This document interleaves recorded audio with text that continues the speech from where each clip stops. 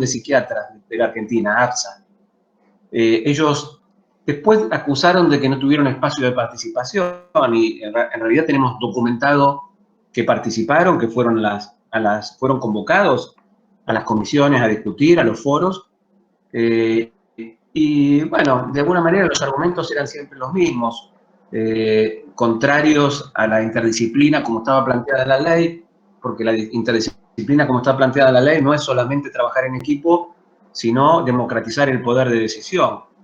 En primer lugar, poniendo a la persona con padecimiento mental con capacidad de también decidir en el marco del consentimiento informado, y después con la obligación de que en determinadas situaciones no alcanza con una sola firma. Hasta ese momento, con ser médico alcanzaba para tomar decisiones sobre una internación involuntaria, sobre una declaración de incapacidad o la posibilidad de conducir un servicio, y la ley planteaba que eso quedaba democratizado entre las distintas disciplinas, porque decisiones tan importantes como una internación, y más aún cuando esa internación no cuenta con el consentimiento de la persona, no se puede tomar de a una sola persona y tampoco con una sola mirada disciplinar, porque la salud mental es un campo complejo que requiere de distintos saberes.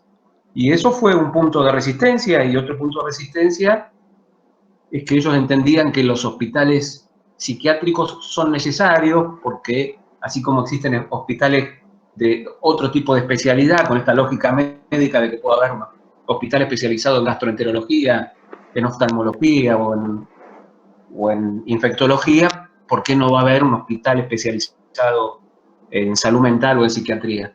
Esos fueron los argumentos y los llevaron hasta sus últimas consecuencias y, bueno, en definitiva, la votación fue unánime, tanto en diputados como en senadores, y se convirtió en ley, y hubo que aplicarla, y ahí vino una segunda embestida de algunos sectores corporativos que intentaron demorar la reglamentación de la ley, que tardó 3 años, la ley desde 2010 y la reglamentación es de 2013, pero no fue casual, sino que también fue porque hubo ahí un lobby para que eso no saliera.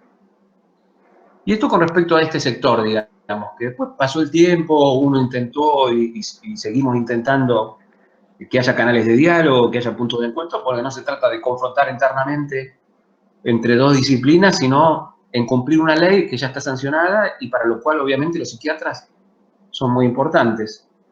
Y después yo creo que hay también compañeros y compañeras, incluso psicólogos, que apoyaron la ley, pero a la hora de que la reforma en salud mental afecta su propia práctica o su propia inserción institucional, ya la cosa empieza a ser más complicada, porque por ahí sin oponerse a la ley, encuentran en cada intento de reformar una institución una excusa para decir que eso no es la aplicación de la ley.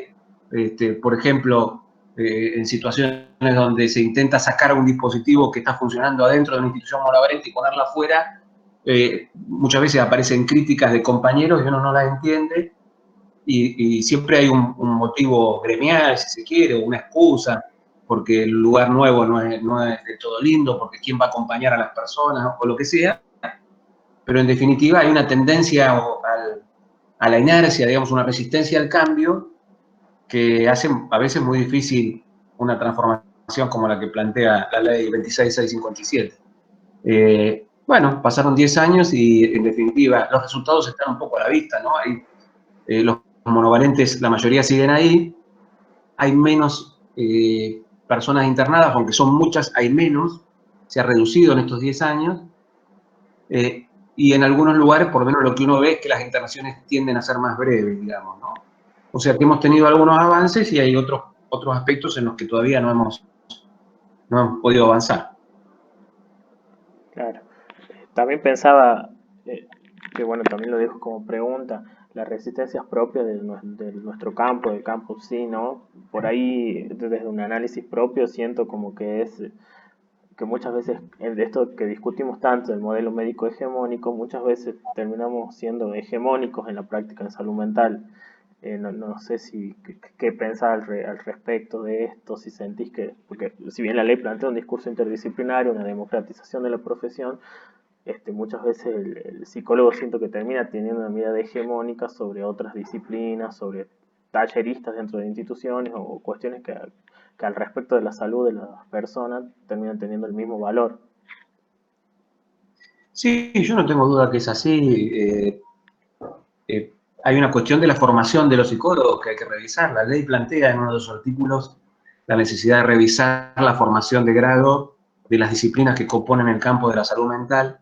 De hecho, nosotros cuando funcionó la comisión interministerial en el ámbito de jefatura de gabinete de Nación, hicimos todo un proceso de discusión. Yo no me acuerdo si estuvo en la Universidad de Tucumán, probablemente haya estado, pero nosotros convocamos a todas las universidades del país en las carreras de psicología, medicina, enfermería, derecho y trabajo social, y nos pusimos a trabajar sobre un documento para orientar reformas de la formación de grado de todas esas disciplinas. Está claro que la formación del psicólogo en Argentina suele ser una formación muy basada en la cuestión clínica, muy hija del modelo médico, y por lo tanto los psicólogos se suelen sentir como más cómodos trabajando en instituciones de modelo médico tradicional que en el campo comunitario y integrando equipos interdisciplinarios. Ustedes piensen que en general la formación de los psicólogos se hace en contacto con otros psicólogos.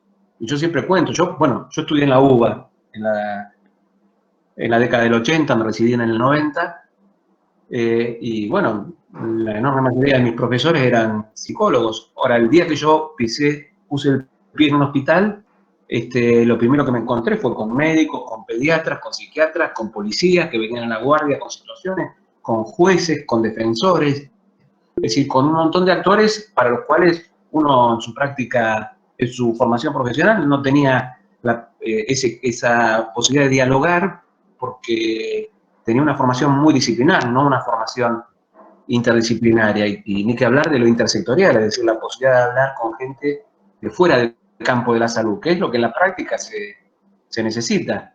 Entonces ahí tenemos un obstáculo que es de nuestra propia formación, y después yo creo también que las instituciones en general, y ahí no me refiero solo a las instituciones de salud, sino a las instituciones en general, tienen una tendencia muy fuerte a la protección y a la inercia, ¿no? Las instituciones, yo digo que las instituciones se crean para brindar un servicio a la comunidad y después terminan funcionando más para brindarse un servicio a sí mismas que a la comunidad. Entonces, cualquier institución que uno agarra se va a dar cuenta que los horarios, las prácticas, el ordenamiento físico, etcétera, está todo más en función de la comodidad y de la necesidad de los propios integrantes de la institución que en la necesidad de la comunidad. Y la comunidad, terminamos obligando a la comunidad a adaptarse a los criterios institucionales, adaptarse a las nuevas demandas que va teniendo una sociedad. Entonces, esos son obstáculos claros a la implementación de la ley, ¿no? Y después hay un proceso que es, hay un círculo vicioso del manicomio. Hay un círculo vicioso del manicomio. ¿Cuál es ese círculo vicioso? El manicomio crea su propia necesidad. ¿Qué quiero decir con esto? Cuando una persona entra el día 1 de una internación o ingresa a una guardia con una crisis, en general, digamos, en algún lugar vivía. Puede haber personas en situación de calle, obvio, pero en general, la gran mayoría en algún lugar vivía y alguna red social tenía. Más o menos pobre, más o menos precaria, pero de algún lugar venía. ¿Qué pasa que hoy uno agarra cualquier institución manicomial y la enorme mayoría de las personas que están ahí no tienen red social, no tienen vivienda? ¿Qué pasó en el medio? Pasó el manicomio. Pasó que la cronificación del hospital monovalente, lejos de fortalecer la situación social y vincular de la persona, la debilita. Entonces, claro, cuando uno va y plantea que el hospital monovalente no puede seguir existiendo,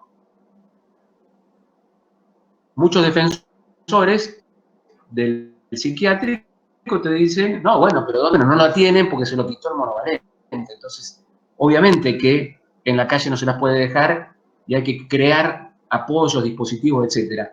Pero eso es tan cierto como cierto es que si nosotros tuviéramos un sistema que no tuviera basado en el monovalente, habrían muchas menos personas que estarían teniendo esa. Es decir, el hospital monovalente termina transformando situaciones agudas y críticas en situaciones crónicas, donde la persona por ahí ya no está brotada, por ahí ya no está violenta, por ahí ya no está excitada, pero está absolutamente empobrecida psicológicamente y socialmente. Entonces lo que tenemos que evitar es que el proceso de resolución de una crisis termine siendo la cronificación y el empeoramiento de una situación social, que es lo que pasa con los malevolentos. Totalmente, Leonardo. Acá hay una pregunta que me pareció también interesante de que fueron dejando los chicos en el docs de inscripción, que por ¿Sí? ejemplo, que en cuanto a las medicaciones, ¿qué opinabas en relación a un tratamiento, a este tipo de tratamientos? Obviamente entiendo que hay procesos en los que es necesaria la medicación, pero bueno, ¿qué pensabas vos al respecto? Bueno, lo que pienso es que vivimos en un sistema capitalista y donde la medicación lamentablemente no deja de ser una mercancía más, con una debilidad de regulaciones que termina haciendo que muchas veces sea sobreutilizada.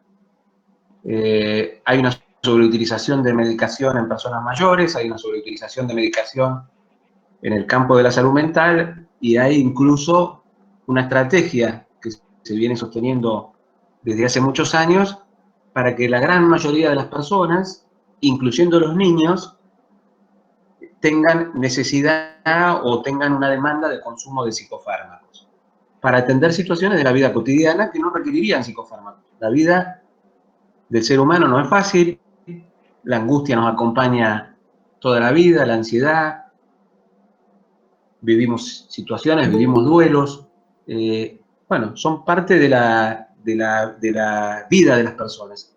La industria farmacéutica intenta que nosotros percibamos y que haya médicos que además acompañen ese diagnóstico, nosotros percibamos que todas esas emociones, lejos de ser parte normal y natural de la vida de los seres humanos, forman parte de cuadros psicopatológicos que es necesario medicar. Bueno, obviamente que hay situaciones donde la medicación ayuda a un tratamiento porque de alguna manera controla algunos síntomas y eso permite trabajar con la persona. El tema es cuando, por un lado, los medicamentos son utilizados para atender situaciones que no son de padecimiento mental, sino simplemente situaciones de sufrimiento, y por otro lado, cuando muchas veces los tratamientos de salud mental se transforman solamente en tratamientos de prescripción de medicamentos. Y eso fue un tema también de discusión en la ley, porque uno de los artículos de la ley, que creo que es el 12, plantea que la prescripción de medicamentos tiene que darse dentro de un abordaje integral, no puede ser como una medida aislada. Bueno, se nos ha dicho que eso era un prejuicio en contra de los médicos, en contra de los psiquiatras. Nosotros tratamos de escuchar eso y en la reglamentación ampliamos ese concepto y dijimos que todos los tratamientos deben ser integrales, que no es solamente un tema de medicación.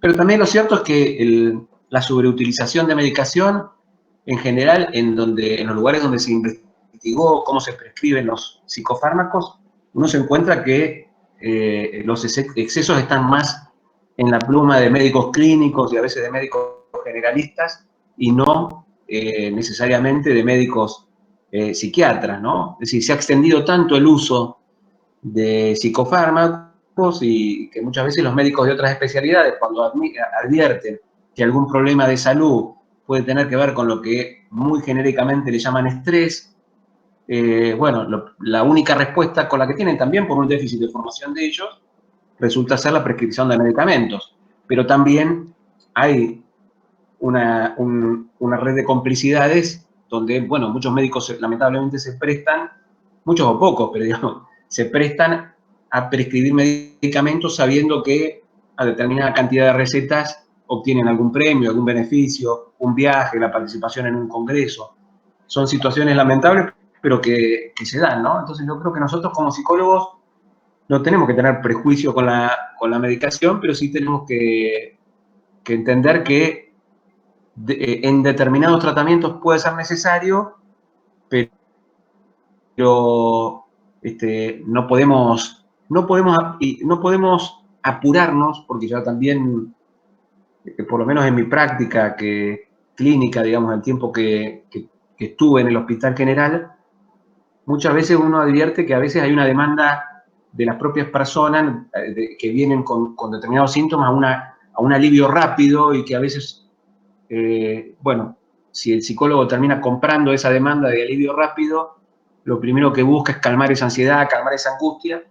Y nosotros sabemos, los psicólogos sabemos que la angustia, de alguna manera, que es lo que trajo a la persona a una consulta, cierto mantenimiento de un nivel de angustia es necesario para poder trabajar sobre el origen de esa angustia, ¿no? Obviamente, si ese malestar es insoportable, probablemente haya que pedir una medicación o una evaluación psiquiátrica de entrada, pero muchas veces es más la angustia de uno que no soporta esperar un poco y ver si el vínculo terapéutico puede calmar la angustia. Y bueno, esa falta de confianza en la palabra es peligrosa cuando se trata de psicólogos, ¿no? Deberíamos tener más confianza y en mi experiencia, muchas veces personas que vienen de entrada hasta demandando psicofármacos porque por ahí le dijeron no, para pedir medicación primero tenés que ver un psicólogo a ver qué te dice, vienen de entrada demandando psicofármacos con mucho nivel de angustia y si uno pone la oreja, escucha, la primera entrevista siempre es muy importante y la escucha del psicólogo y con respeto y marcando determinadas cosas, muchas veces uno se encuentra que la primera entrevista realmente logra un efecto de, de apaciguamiento de los síntomas y uno puede entonces darse ese changüí de ver hasta dónde realmente es necesaria la medicación. Pero, y puesto en términos de política de salud mental y en términos de la ley de salud mental, bueno, hay que ver la definición del artículo 3, ¿no? La salud mental o el proceso de salud o enfermedad en lo mental es un proceso dinámico atravesado por múltiples componentes, donde el componente biológico, médico, es uno de los componentes, pero no el único, entonces uno tendrá que ver en cada situación particular qué lugar le puede dar o no a una medicación, trabajando en conjunto con un psiquiatra y estando advertido que detrás de muchas veces incluso de la demanda de la propia persona de medicación, hay un potente aparato hasta publicitario que hace que las personas sientan que consumir medicamentos en general es algo natural, normal, habitual, y tenemos que ser muy cuidadosos porque eso no solamente tiene riesgo por los propios efectos adversos de los medicamentos, sino el riesgo de que cada vez que aparece la angustia, ser cómplices de obturarla no es bueno en ningún sentido. Totalmente, también, o sea, creo que es traspolar esa concepción hasta en los niños, como también muchas veces los padres llegan como exigiendo un diagnóstico, ¿no? Y, y también Sí, bueno, pensando, ahí hay una... Sí, ustedes habrán visto, hay un foro que se llama Fórum Infancias, que trabaja mucho el tema de la medicalización de los chicos. Realmente es un tema preocupante porque bueno, se están metiendo con chicos, digamos, ¿no? Y medicar a los chicos porque están un poco, digamos, ahí hay dos problemas, ¿no? Los chicos suelen expresar su malestar, tienen mucha dificultad para expresarlo con las palabras. Entonces lo expresan con la conducta. Si uno rápidamente hace una lectura psicopatológica de las conductas y entiende que hay que medicarlas, no solamente el riesgo de poner drogas que muchas veces son delicadas en el cuerpo de los niños, sino de quitarles la oreja. Porque si uno linkea eso que aparece como síntoma con un supuesto problema orgánico, lo que está haciendo es impidiéndole al chico que tenga un espacio de escucha donde él pueda contar como pueda lo que le está pasando. Y por ahí le está pasando que está sufriendo violencia, que está sufriendo algún abuso, que está extrañando a un ser querido que se murió.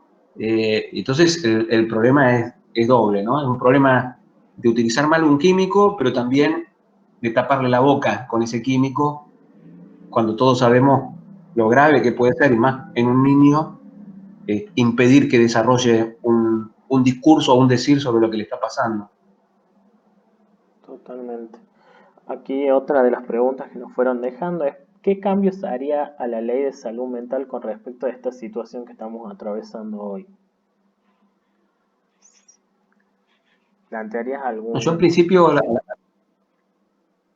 A la ley de salud mental no le cambiaría nada, simplemente porque, por una cuestión, no porque sea perfecta, porque nada es perfecto, pero me parece que todo lo que dice la ley sigue teniendo vigencia hoy, aún en estas circunstancias, y porque además abrir la discusión de la ley, aunque sea con el afán de mejorarla, es un riesgo, porque cuando uno abre una discusión se puede ir para cualquier lado, y sabemos que todavía los que están en contra de la ley están ahí agazapados. En el gobierno anterior hasta tuvimos un director nacional de salud mental que quiso modificar a través de la reglamentación la ley. Les cuento algo, hay un documental que se llama El vecino del PH, algo así, lo pueden encontrar en YouTube, sobre salud mental.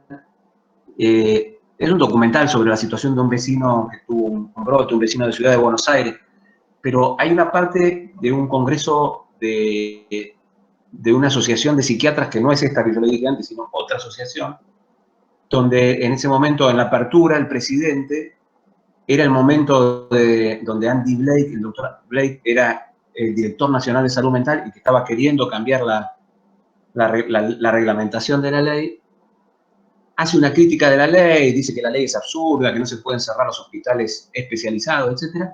Y en un momento dice, y lo vamos a lograr porque este gobierno, se refería al gobierno de Macri, nos debe algunos favores.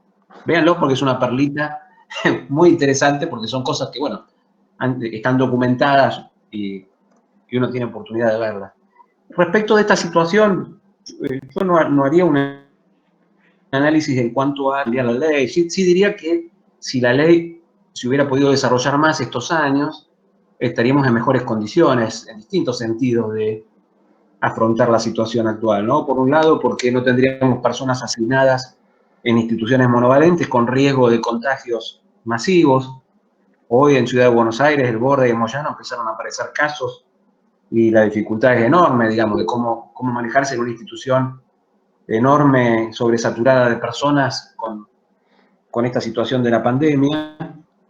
Y también si hubiéramos aprendido los psicólogos a trabajar un poco más de manera comunitaria e integrada al sistema de salud en general, tendríamos más herramientas también para actuar en esta situación. ¿Por qué lo digo? Porque uno ve, por ejemplo, cuando apenas se declaró la pandemia y el aislamiento, los primeros reclamos de los colegas eran cómo sostener y poder cobrar, digamos, o, o que sea reconocida por las obras sociales la atención virtual, la atención clínica individual virtual. O sea, la primera preocupación fue cómo seguir con nuestro trabajo habitual de clínica individual en esta condición de aislamiento.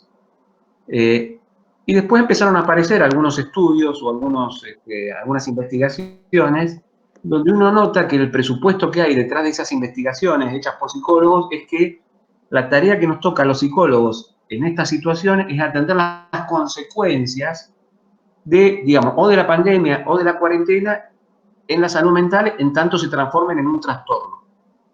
Y a mí me parece que el desafío es mucho más grande, porque eso es pensarnos como un actor separado del campo de la... como si la salud mental estuviera absolutamente separada y nosotros tuviéramos que actuar solamente cuando hay enfermedad mental o cuando hay trastorno o un padecimiento previo a un trastorno. Y yo creo que en esta situación, donde todos estamos atravesados por una situación crítica como es la amenaza de enfermedad, la amenaza de muerte, la ruptura de muchos de nuestros proyectos, los temores, etcétera, y donde la herramienta fundamental que tiene el sistema de salud para evitar la propagación de la enfermedad es un cambio de conducta de la población, yo creo que los psicólogos tienen un lugar más central que ocupar y más integrado a la estrategia sanitaria general, y no solamente como un atendedor de angustias o atendedor de la o contenedor de enfermedades mentales, ¿no? Y para eso me parece que nos falta un poco de formación, ¿no? Podemos reclamar ese lugar, pero no sé si estamos tan en condiciones de hacer aportes sustantivos por una deficiencia en nuestra propia formación. Pero bueno, es una situación difícil. Han habido reacciones también interesantes en el campo de la salud mental, la posibilidad de generar líneas de atención telefónica, entendiendo yo creo que adecuadamente que tiene que haber una oferta de escucha, por más que después esa oferta sea o no sea utilizada.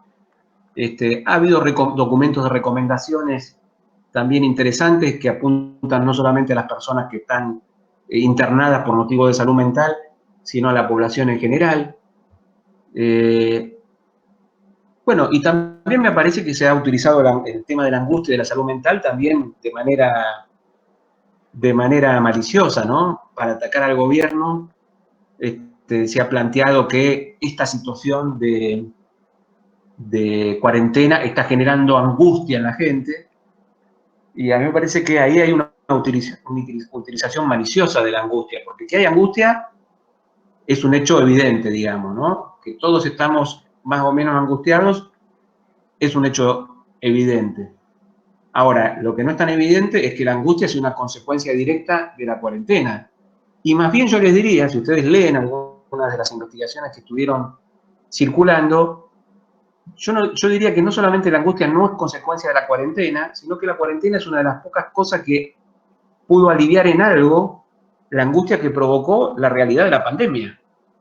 Es decir, de pronto aparece un virus que amenaza a la humanidad en su conjunto. Uno ve en muchos países del mundo los estragos, la cantidad de muertos que ha habido, los hospitales sobresaturados, y en nuestro país afortunadamente tuvimos un presidente que tomó decisiones, que transmitió serenidad, pero que transmitió la verdad y que ordenó tempranamente una cuarentena que obviamente nos cambia la vida a todos, no nos divierte, pero si uno lee qué siente la gente, bueno, la mayoría de la gente lo que le afecta negativamente es la incertidumbre, la preocupación por la salud.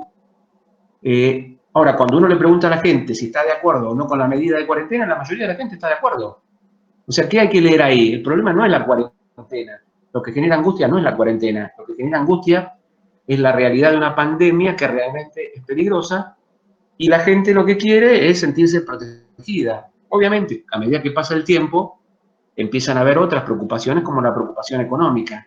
Pero la preocupación económica y la preocupación por la salud, las dos están al tope de las preocupaciones. Y en general lo que la gente contesta en las investigaciones, por lo menos las que vi yo, no es que está angustiada por el encierro, está preocupada por la salud y preocupada por su situación económica. O sea, la gente es mucho más razonable que algunos periodistas que entran a Olivos a hacer preguntas estúpidas. Eso es lo que quiero decir, ¿no? Totalmente. Acá, bueno, van dejando, si quieren ir escribiendo en los comentarios las preguntas que le quieren ir haciendo a Leonardo. Acá hay una como, ¿cómo piensa que se puede trabajar con una persona que no quiere seguir ningún tratamiento y su conducta implica riesgo a sí mismo o tercero? Claro, bueno, ahora ya nos salimos un poco del tema de la situación actual Sí. de la pandemia. Salud mental es, yo diría, el único campo de la salud donde uno puede plantear una excepción a un principio que es básico en un Estado de Derecho, que es que cada uno es dueño de su propia salud, ¿no? Entonces, yo puedo tener un problema grave del corazón o de la sangre, o cualquier tipo de problema de salud que ponga en riesgo mi vida, pero si yo no quiero recibir un tratamiento, nadie me puede obligar, porque en todo caso está en juego mi vida y yo soy dueño de ella y de la salud. En el campo de la salud mental hay una situación de excepción, porque puede haber personas que, como lo que está afectado es su psiquismo, no estén en condiciones de tomar, o por lo menos todo el tiempo, no estén en condiciones de tomar una decisión y puedan poner en riesgo su vida y la de terceros. ¿Cuál es el tema? Es que esta situación es una excepción que afecta a un derecho fundamental. Si yo obligo a una persona a un tratamiento, por más que no esté de acuerdo, estoy coartando su libertad. Y en nuestro sistema constitucional y en nuestro Estado de Derecho, y yo diría en nuestra cultura, la libertad es un valor fundamental. Entonces, ¿Cuál es la solución que la ley de salud mental encuentra a esto? Bueno, primero es plantear una presunción de capacidad de todas las personas. Es decir, invertir lo que es la regla en un mito de la peligrosidad del loco. Si yo me baso en ese mito, en ese prejuicio de la peligrosidad del loco, armo un sistema donde la regla es todo el que tiene un diagnóstico en salud mental es peligroso y por lo tanto de entrada yo lo obligo a un tratamiento o a un encierro. Si yo parto de la idea de que no hay tal peligrosidad como regla general, pero sí planteo la posibilidad de una excepción, que en determinado momento, determinada persona pueda estar en un riesgo para sí o para terceros, yo construyo un sistema que está basado en la regla y contempla la excepción. No un sistema que está basado en la excepción como si fuera una regla. Entonces yo no necesito un sistema basado en el encierro, donde el 90% del presupuesto esté puesto en encerrar a las personas. Sí tengo que contemplar un sistema como el Sistema General de Salud para que sea accesible a todas las personas, que respete los derechos y que eventualmente, en circunstancias excepcionales, donde la persona tiene un riesgo para sí o para terceros, yo pueda, como sistema de salud, obligar a un tratamiento e incluso obligar a una internación. Como es una circunstancia excepcional, yo primero tengo que justificarla como corresponde, tiene que haber un informe de un equipo interdisciplinario y tiene que haber un sistema de control real. Un sistema de control real. Lo que no puede haber son personas encerradas porque un médico o un equipo de salud dijo que tenían que estar encerradas y que no haya un poder judicial, porque para eso existe el sistema judicial en nuestro país que esté controlando. Y además la ley le agrega un organismo de revisión donde hay también sociedad civil, usuarios, organismos de derechos humanos, etc. Son situaciones excepcionales. Ahora, esto desde el punto de vista legal. Desde el punto de vista de la actuación como psicólogos, naturalmente, cuando uno tiene que obligar a una persona a un tratamiento, obvio que un tratamiento nunca puede sostenerse en base a la obligación. Pero eso no quiere decir que en circunstancias excepcionales uno no tenga que limitar la libertad o la autonomía de la persona, porque si mata a alguien o se mata a sí misma o se muere en un accidente porque no está en condiciones de cuidarse solo, obviamente después no hay tratamiento posible, entonces yo tengo que poder atender esa situación de crisis y construir el vínculo para, bueno, eventualmente poder llevar adelante algún tipo de tratamiento. Y si desaparece el riesgo y la persona no quiere seguir el tratamiento, bueno, habrá que respetarla. También es cierto que tenemos un sistema de salud que no ofrece muchas opciones. Entonces, si yo tuviera un sistema de salud con más herramientas, por ahí hay personas que no aceptan los tratamientos que hoy les ofrecemos, que puede ser una internación o que puede ser ir una vez por semana a buscar una medicación, o que puede ser ir una vez por semana a cruzarse toda la ciudad para ir a ver a un psicólogo. Ahora, si yo tuviera un sistema con mayor desarrollo territorial, con los agentes de salud cerca de la persona, que por ahí pudiera visitar a la persona en su domicilio y acompañarla en algunas cosas. Bueno, si yo tuviera más herramientas, probablemente tendría menos deserciones. La gente deserta de los tratamientos, de las pocas opciones que le ofrecemos. Entonces ahí me parece que hay el gran desafío, porque cuanto menos opciones de tratamiento hay, más nos queda la única herramienta de la imposición. Para usar menos la herramienta de la imposición de un tratamiento, lo que necesitamos es desarrollar alternativas que sean más amigables y que sean más accesibles para las personas. Bien. Acá una compañera más, creo, del lado reflexivo, pensaba cómo la situación de aislamiento social actual se piensa el encierro como algo que va en detrimento de la salud mental de la población normal, entre comillas, pero aún así se sostiene en el caso de los enfermos mentales. Y eso me resulta bastante contradictorio porque por un lado el encierro y el aislamiento es lo que generaría los trastornos y por el otro lado es la respuesta a los trastornos. No sé si se entendió. Claro, sí, se entendió. Hoy todos estamos viviendo un encierro y estamos sintiendo lo que significa estar encerrado, ¿no? La diferencia es que este encierro en el que hoy estamos, de alguna manera, por lo menos la mayoría de la gente entiende que realmente nos está cuidando, ¿no? Nos sirve para evitar entrar en un proceso de contagio, de enfermedad y de hacer entrar a otros. En cambio, el encierro que pasan las personas que tienen un padecimiento mental, puede ser que al principio, o que esa internación por un tiempo breve pueda ser útil, pero en general cuando pasa el primer mes o los primeros meses, ya empieza a ser una intervención que le llamamos iatrogénica, ¿no? Es decir, que es perjudicial para la salud y no beneficiosa. Ahora, yo les pido que imaginemos todos, si para nosotros estar encerrados hoy y solamente 2 o 3 meses que llevamos, es tedioso, imaginemos una persona que lleva 10, 20 años, pero además ni siquiera yo creo que sea comparable la internación en una institución con el encierro en la casa de uno, porque en la casa de uno, mal que mal, digamos, uno puede estar encerrado, pero come a la hora que quiere, come lo que quiere, si tiene posibilidad, obviamente económica, si no se le reducen las posibilidades, pero puede acostarse a la hora que quiere, ¿no? Ahora, en una institución, el problema del encierro manicomial no es solamente el encierro en un edificio. El problema es que uno está sometido a las reglas que impone el otro, siendo adulto, ¿no? Entonces, eso es una situación mucho más gravosa.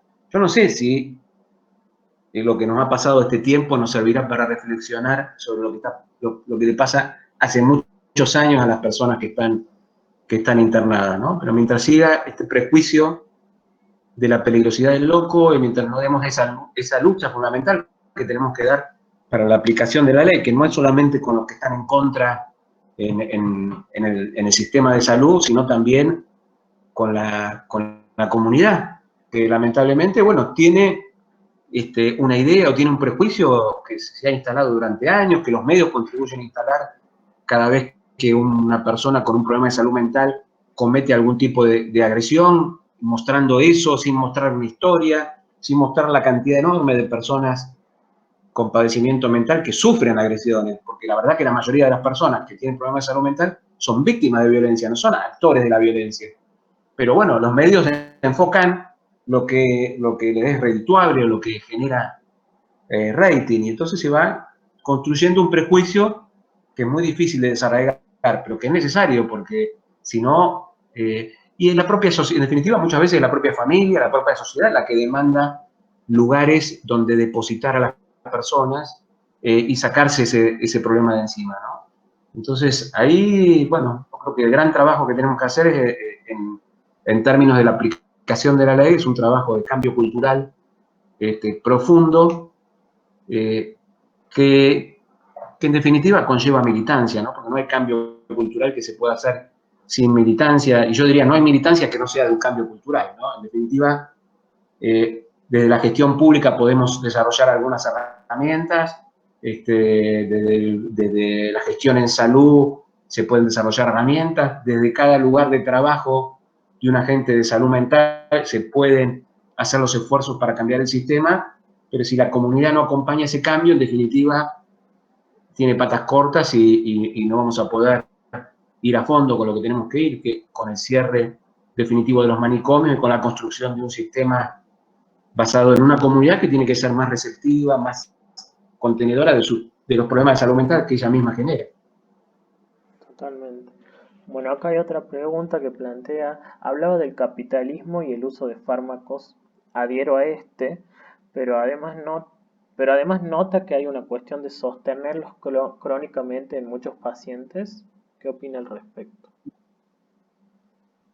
¿Cómo de nuevo? A ver. A ver, habla de nuevo. Hablaba del capitalismo y el uso de fármacos adherido a este, o sea, el fármaco Sí. adherido al capitalismo, pero además nota que hay una cuestión de sostenerlos crónicamente en muchos pacientes. Sí. Yo digo que, así como el dicho que dice,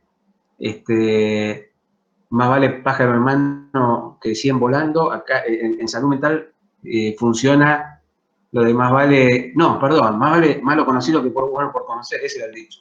Más vale malo conocido que bueno por conocer. Acá es más vale crónico conocido que agudo por conocer. ¿Qué quiere decir? Al sistema de salud le queda mucho más cómodo el crónico, al sistema de salud mental, ¿no? El que uno ya conoce, sabe cuáles son las mañas, cómo se mueve, cómo se lo puede manejar. Y entonces, mientras la medicación aplaque síntomas y mantenga una regularidad en las conductas, pareciera que eso hacia la comodidad de los trabajadores en general, de los profesionales de la salud, ¿no? Lamentablemente. En cambio, ir regulando la medicación en función de los momentos agudos y los momentos que no son agudos, implica un riesgo de un rebrote, de una agudización de los síntomas, pero que es un riesgo que yo entiendo que es en la buena clínica es necesario tomar, porque no alcanza con que una persona no tenga síntomas. Además, se trata de que sea un poquito feliz, ¿no? Porque si no, digamos, ¿qué concepto de salud tenemos? ¿La ausencia de síntomas? Bueno, probablemente determinados síntomas ruidosos la medicación los pueda resolver, pero no se trata solamente de hacer desaparecer los síntomas, sino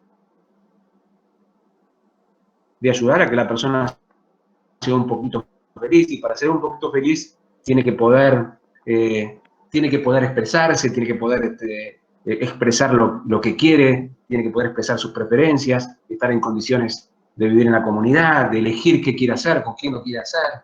Y si está sobremedicado, podrá no tener síntomas como delirios, alucinaciones, pero no va a estar en condiciones de desarrollarse como persona. Y entonces, eso no es lo que podríamos llamar un estado saludable. Por eso es importante también discutir desde qué concepción de la salud uno parte. Si es la ausencia de enfermedad o la ausencia de síntomas es una cosa, ¿no? Pero yo creo que es mucho más profundo que eso. Así que sí, estoy de acuerdo que hay una gran verdad en lo que pregunta el compañero o compañera, ¿no? Muchas veces se sostiene una medicación como una forma de comodidad, como una medicación que ayuda más al que la prescribe que al que la recibe, ¿no? Y eso también es una particularidad del sistema de salud mental, ¿no? Prescribir medicamentos que en definitiva sirven más al que lo prescribe que al que lo recibe. Totalmente. Paula, Abelaira, no sé si querés hacerla por voz a la pregunta o no sé Hola. si... Sí, Sí, la escribí después, pero la digo por acá. dale. Sí, hola. ¿Qué tal? Buenas tardes. Yo quería preguntar Hola. a la aplicación efectiva, digamos, y definitiva, ¿no?, de la ley. La ley cambió en muchos lugares la modalidad en que los trabajadores de la salud ven a los usuarios, digamos, en un sentido de un mayor respeto de sus derechos, en cómo entienden la salud mental, etcétera. Pero la realidad es que los psiquiátricos siguen estando ahí, y está modificando vidas y quitando libertades aún. Entonces, bueno, yo me preguntaba qué es lo que hace falta a nivel político, de gestión, etcétera, para que efectivamente cierren, para que efectivamente haya nuevos dispositivos territoriales y que los recursos que están destinados al manicomio, recursos de dinero, pero también de manos, ¿no?, profesionales, se trasladen al territorio. Sí, es la pregunta, ¿no? Es la pregunta.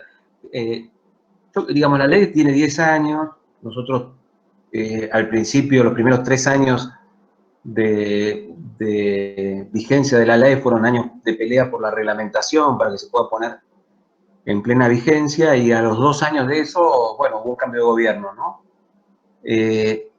Llegamos a construir el órgano de revisión a nivel nacional y en algunas provincias.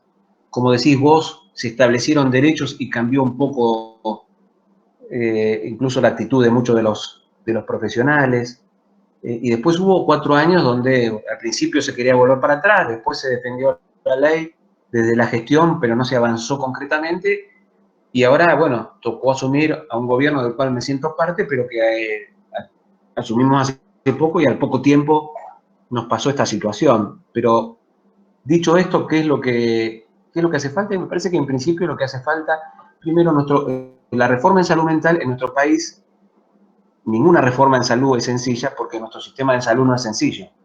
Nosotros tenemos, la nación tiene pocos hospitales, la enorme mayoría de los hospitales son o provinciales o municipales, y además mucha gente se atiende en el sistema privado, mucha gente tiene obras sociales como PAMI, que tiene sus prestadores también en el sector privado, y entonces uno tiene una multiplicidad de cabezas del sistema que no alcanza con que uno solo tome una decisión para que eso se transforme en una realidad, ¿no?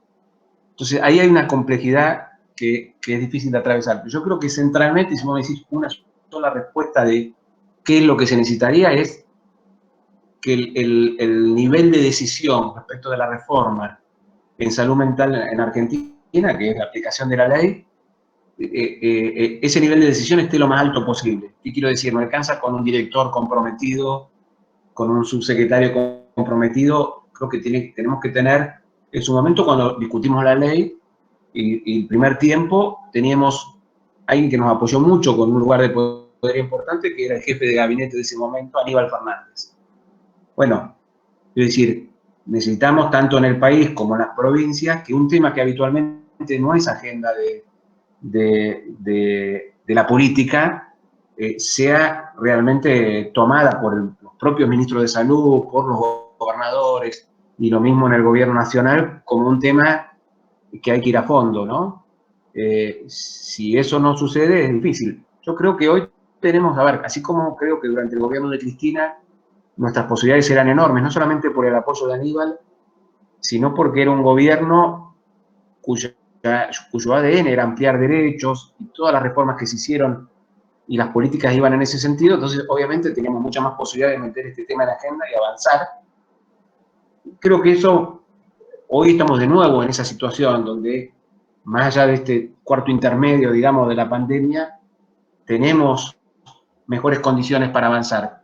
Pero ojo que por más que tengamos un gobierno de características populares y que se preocupa por los más vulnerables, el tema de la salud mental es un tema que tenemos que instalarlo, que tenemos que llevarlo nosotros, tenemos que militarlo, tenemos que llevarlo permanentemente a que se discuta en la más alta agenda de las autoridades. Yo creo que eso hace falta. Si está eso, el resto tiene que venir solo, porque no es cierto que se necesiten tantos recursos más. Pues obviamente que siempre vienen bien, pero también hay muchos recursos para redistribuir. Tiene que haber decisión política, porque cuando uno toma una decisión y tiene resistencias, lo único que puede vencer esa resistencia es que haya una fuerte decisión política. Y decisión política es decisión de la autoridad, pero también acompañamiento de la militancia, ¿no? Tenemos que estar ahí atentos. Hoy, por ejemplo, en Provincia de Buenos Aires hay una gestión en salud mental que ha planteado las cosas muy claras. Ha dicho: queremos una provincia libre de manicomios. Bueno, ahora, ¿qué pensamos? ¿Que va a ser fácil? No. Cuando se avance en esa decisión política va a haber resistencia, va a haber obstáculos, y entonces tenemos que acompañar a esa gestión que está avanzando en ese sentido, ¿no? Tenemos que saber acompañar y saber apoyar ese proceso. Muy bien. Otra pregunta es, ¿se pensaron algunas medidas alternativas para resguardar la salud de las personas que están institucionalizadas en relación al contexto de pandemia y a los riesgos que conlleva el encierro?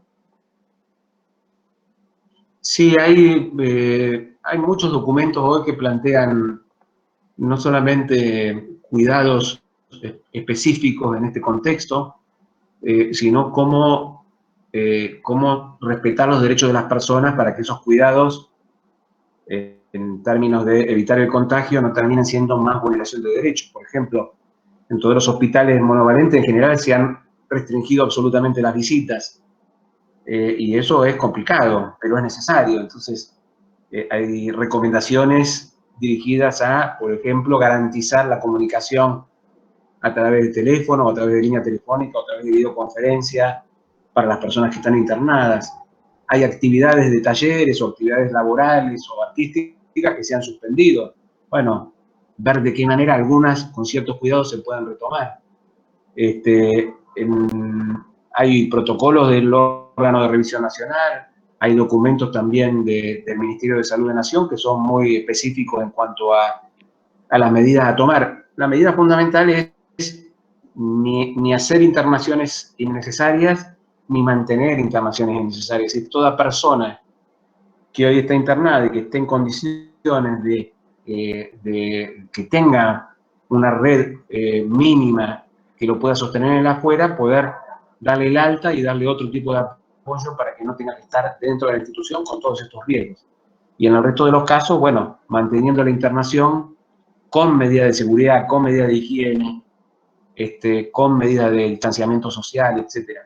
Eso se ha tomado desde las autoridades muy al principio de esta situación, y yo creo que bien, con documentos que son serios, que han sido trabajados, que han sido consensuados, pero sí está muchas veces la dificultad de supervisar y monitorear que eso se esté cumpliendo efectivamente, ¿no? En el caso de Ciudad de Buenos Aires hubo una denuncia de CEDES a través de un amparo colectivo por los 4 hospitales monovalentes de la ciudad.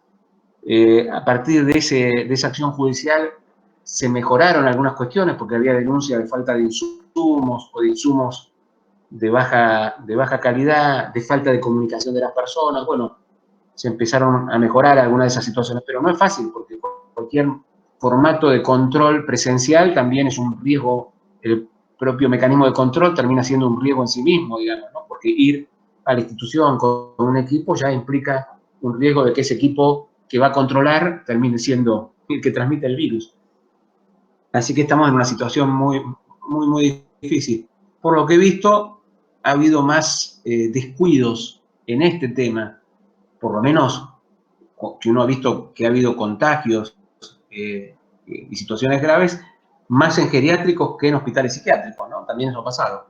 Aunque con los testeos que se han hecho en el Borda y en el Moyano, tengo entendido que hoy hay alrededor de 15 casos aproximadamente positivos, que obviamente se tendrán que, en algunos casos han ido a una internación de otro hospital, en otros casos quedan aislados dentro del propio hospital, pero sí digo que en general ha habido por lo menos una atención de la gestión sanitaria y ciertas pautas de cómo se debe actuar. Bien, otra pregunta, ya vamos con las últimas para no cansarlo tampoco a Leonardo. No, por favor. ¿De qué forma se plantea actualmente la reinserción en la sociedad de personas que pasaron años encerrados y no poseen familia, hogar o contención? Sí, hay experiencias que en realidad muchas veces son experiencias autogestivas o de grupos de profesionales con vocación y con compromiso. Y después, bueno, también algunos con apoyo institucional, como recién les decía del caso de Provincia de Buenos Aires. Pero en general, bueno, un dispositivo importante que es preciso multiplicar es el dispositivo de las viviendas, la que se llama casas de medio camino o viviendas con apoyo, que es la posibilidad de que en algunos casos está la experiencia de que la institución ayuda a las personas a agruparse y con los propios. Nuestro país tiene un alto nivel de cobertura de pensión por discapacidad. Y eso es una ventaja que nosotros tenemos que aprovechar, ¿no? Entonces, muchas personas internadas tienen pensión por discapacidad, pero esa pensión muchas veces termina en bolsillos que no corresponden, porque hay un sistema donde la persona no tiene acceso, aunque el recurso es de esa persona. De hecho, el censo que se hizo en salud mental en la gestión anterior, una de las cosas llamativas que demostró fue esto, que hay como un 30% de personas internadas que tienen o una vivienda o un recurso económico y no pueden acceder, ¿no?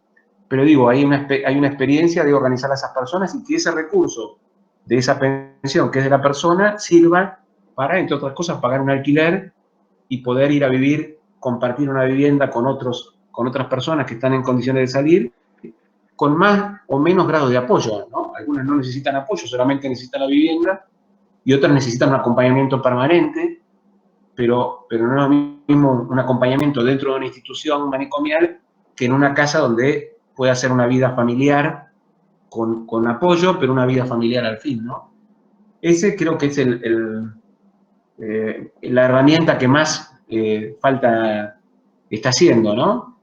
Y después hay que ser creativos y ver qué es lo que necesita cada persona en cada contexto. La Convención de Derechos de las Personas con Discapacidad es una convención internacional que nuestro país suscribió. Precisamente habla de apoyos para la capacidad jurídica, apoyos para la inclusión social y ajustes razonables. ¿Qué quiere decir? La persona tiene derecho a vivir en la comunidad y lo que tenemos que pensar es que no que hay personas que pueden y otras que no pueden. Hay personas que necesitan algunas cosas y otras que necesitan otras. Lo que tenemos que buscar es qué recursos le tenemos que aproximar a esa persona para que pueda hacer una vida normal o que pueda desarrollar su propio plan de vida. Pero bueno, si tuviera que elegir una herramienta sería esta. La otra es que podamos trabajar con el sistema judicial para que todas esas personas que están en las instituciones y que además tienen una declaración de incapacidad civil, la incapacidad civil le impide cobrar la pensión por sí mismo, disponer de esos recursos, salir y pagar un alquiler. Y muchas personas, la verdad que no necesitan eso. Y hoy el Código Civil además prohíbe eso. El Código Civil plantea que la persona puede necesitar un apoyo. ¿Qué diferencia hay entre un apoyo y un representante legal? Que un representante legal decide por el otro.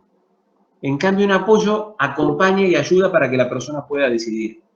Entonces, una herramienta para la desmanicomialización que es importante es trabajar con el sistema judicial para que todas esas personas que están declaradas incapaces se les anule esa sentencia de incapacidad y eventualmente se les construya un sistema de apoyo, de modo que puedan recuperar sus derechos, su autonomía, sus recursos y en muchos casos hasta sus bienes, ¿no? Porque muchas personas, yo lo decía antes, capaz que tienen alguna vivienda, heredaron alguna vivienda o la tenían, se la ocuparon, se la usurparon, la familia se la usó, como la persona estaba internada, había una disponibilidad de vivienda. Bueno, también hay que gestionar, también hay que apoyar, y por eso los abogados son importantes también en un equipo interdisciplinario para que la persona pueda recuperar lo que es suyo, ¿no? Porque a veces partimos de la idea de, y esto es muy común en muchos monovalentes, no, la persona no se puede ir porque no tiene nada, no tiene casa, no tiene familia, y resulta que ni siquiera buscaron.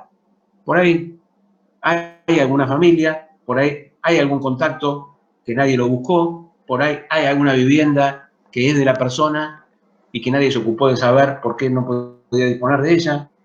Hay que hacer un esfuerzo, salir de esa situación de cronificación, que no es solamente la cronificación de la persona que está internada, sino que muchas veces la cronificación del propio equipo, ¿no? Porque no solamente se cronifica el paciente, también se cronifican los profesionales. Totalmente. ¿Qué opina al respecto del funcionamiento de las comunidades terapéuticas como alternativa en el tratamiento de las adicciones? Bueno, hay toda una discusión, ¿no? Las comunidades terapéuticas tienen una larga historia. En el tratamiento de las adicciones se ha desarrollado un sistema de las organizaciones de la sociedad civil y del sistema privado que han atendido lo que el sistema público no atendió. Y también ha pasado algo que en esta, yo diría, fragmentación del sistema de salud y en esta separación del sistema de salud mental del sistema de salud, las adicciones han tomado un camino también distinto y separado, basado en otros prejuicios y en otras políticas que incluso son políticas que a nivel mundial tienen mucha incidencia, que es la política de persecución del narcotráfico, de criminalización de los usuarios de drogas. Entonces, tenemos una ley que es la 23737, que es la ley de narcotráfico, digamos, de lucha contra el narcotráfico, donde están tipificados todos los tipos delictivos asociados al narcotráfico. Entonces ahí tenés desde el que produce drogas, el que las comercia, hasta el que las consume, o el que tiene para consumirlas. Y esa ley es la que establece la posibilidad de que una persona, si comete el delito de drogarse, porque así está planteado, en lugar de ir a la cárcel puede hacer un tratamiento. Ahí han nacido las comunidades terapéuticas, que con esta lógica terminan siendo un sustituto de la cárcel. Y cuando uno es un sustituto de otra cosa, hereda mucho de eso a lo cual sustituye, ¿no? Entonces tenemos que en su origen muchas comunidades terapéuticas tenían este formato conductista de premio y castigo y de imposición de un tratamiento donde se supone que la droga es algo demoníaco, donde se supone que el que consume droga es un delincuente y por lo tanto tiene obligación de curarse, y la cura está considerada en términos de abstinencia absoluta y de no consumo. Cuando uno se pone un objetivo de esas características, lo más probable es que termine siendo autoritario. Entonces tenemos que funcionaron muchas comunidades terapéuticas casi por fuera de, no por fuera de la ley, por dentro de esta ley penal, con una lógica punitiva, y la verdad que no nos extraña que el éxito de los tratamientos sea mínimo. Después le echan la culpa a la enfermedad, ¿no? Es muy difícil recuperar a un adicto, el 90% no se recupera, bueno, porque no hay una revisión de cómo está funcionando el sistema. Yo creo que eso fue el origen. Después, hoy, creo que hay una diversidad de instituciones, hay comunidades terapéuticas que siguen funcionando con ese esquema, hay comunidades terapéuticas que funcionan mejor.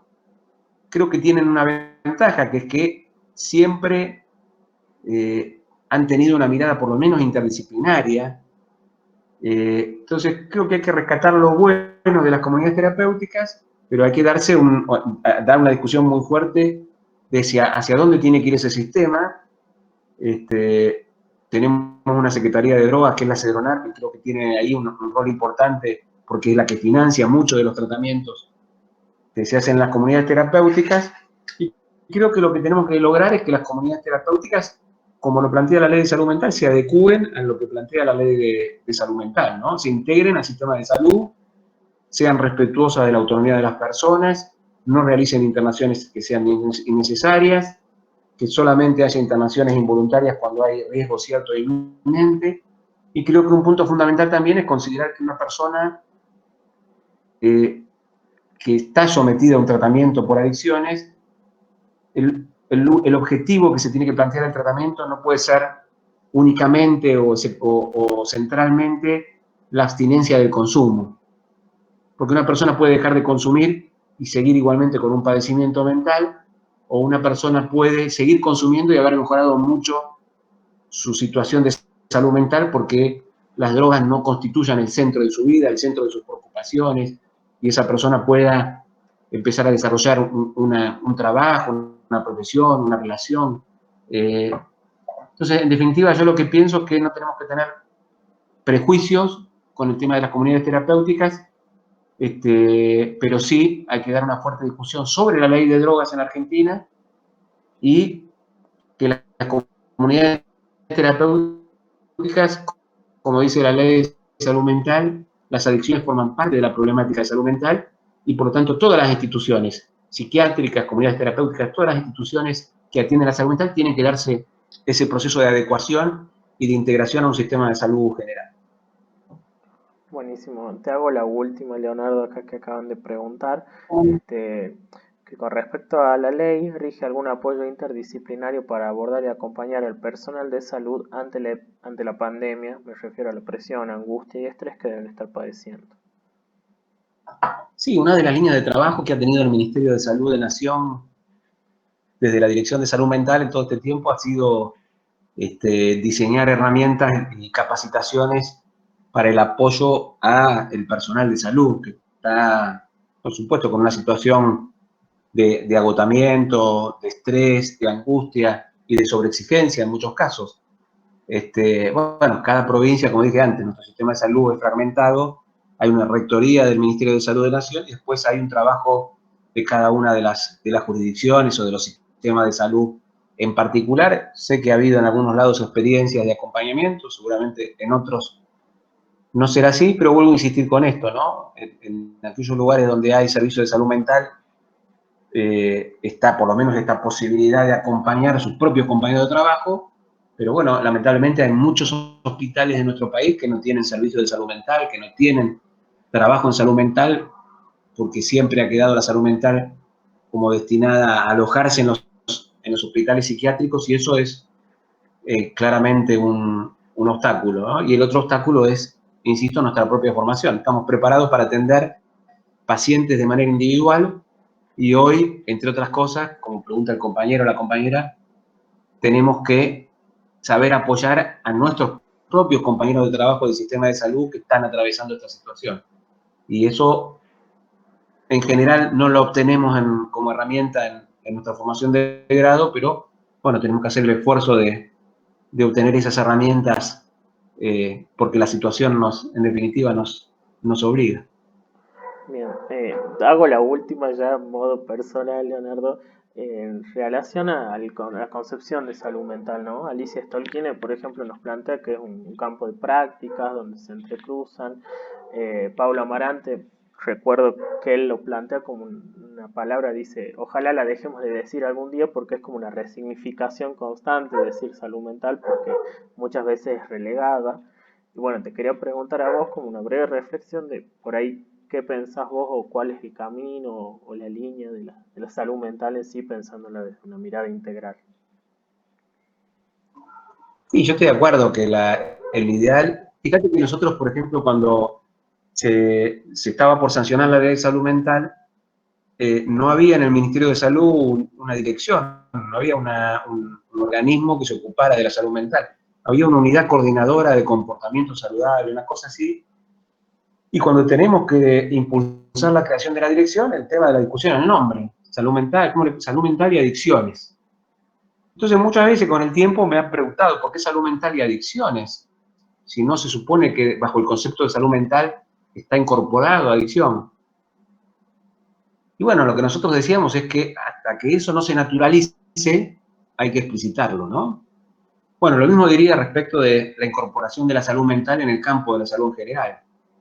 Mientras nosotros hablemos de salud y la gente piense en los médicos y piense en los organismos, y no piense en las relaciones, no piense en el desarrollo de las personas, en la felicidad de las personas, en el desarrollo de los proyectos de vida individuales y comunitarios. Bueno, hasta que eso no pase, tal vez sea necesario explicitar el concepto de salud mental. Cuando nosotros logremos ese ideal, que la salud sea pensada realmente de una manera mucho más integral, tal vez no sea necesario hablar de salud mental y la desaparición del concepto de la salud mental y del campo de la salud mental como tal, porque se incorporó al campo de una salud pensada en términos más amplios, sea un éxito de todos nosotros.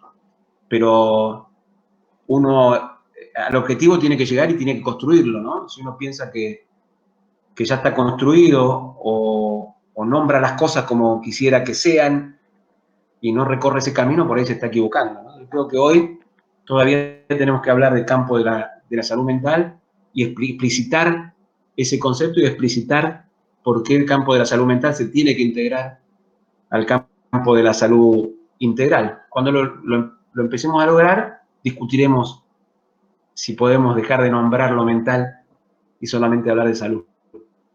Totalmente. Totalmente. Bueno, muchísimas gracias, Leonardo. Muchísimas gracias a todos los que participaron hoy. Y bueno, esperemos poder seguir generando estos espacios y capaz que en un futuro presencialmente ya en Tucumán. Con mucho gusto me voy para allá, me invitan con unas empanadas y qué más quisiera que poder ir a Tucumán. Qué más quisiéramos todos de poder viajar un poco también, ¿no? Así que Totalmente. yo confío que sí, que vamos a poder y que nos vamos a poder encontrar. Es un compromiso. Si cuando todo esto pase, ustedes me invitan, yo me las arreglo para ir para eso. Dale, Leonardo, quedas comprometido. Un saludo y gracias a todos. Muchas gracias a ustedes.